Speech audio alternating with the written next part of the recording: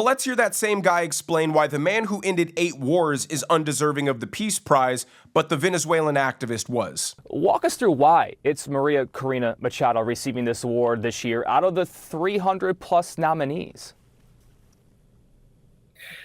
I think one of the main reasons why it's been Machado is because she has demonstrated what it takes to actually try and push the dial for peace, to represent the very best angels in our nature.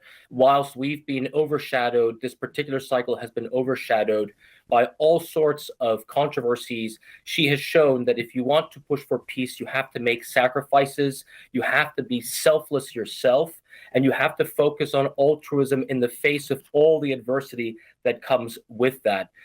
What's happened in Venezuela over the years is no secret. We all know about the tyranny that the Venezuelan people have been under, but she is a beacon of light in a world that is becoming increasingly beset by authoritarian trends and authoritarian streaks. So, to summarize, calling for peace is more significant than creating peace. That is the perfect illustration of Democrat virtue signaling. Democrats prefer virtue signaling because it's clean, it's effortless. You merely have to state that you care about a thing. You're not burdened with the expectation of seeing that thing through, of creating the change and peace that you're advocating for. While actually ushering in peace is much more messy, it's much more complicated. It requires being clever and strategic, being diplomatic at times, being forceful at times. And those realities are inconvenient and antithetical to the Democrats' Disney fairy tale world of how peace ought to occur. That's why he can so easily justify Donald Trump not winning the prize,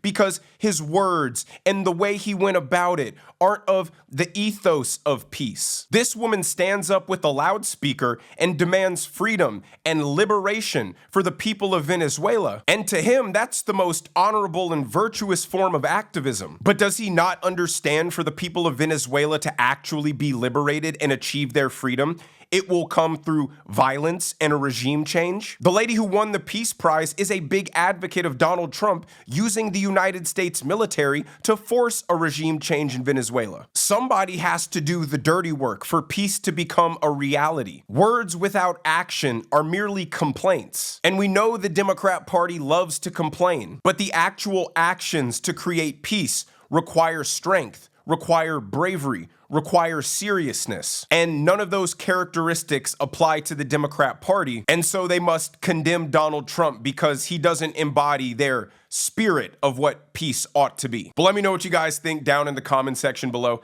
If you enjoyed the video, make sure you hit the like button. Make sure you subscribe to the channel if you haven't already.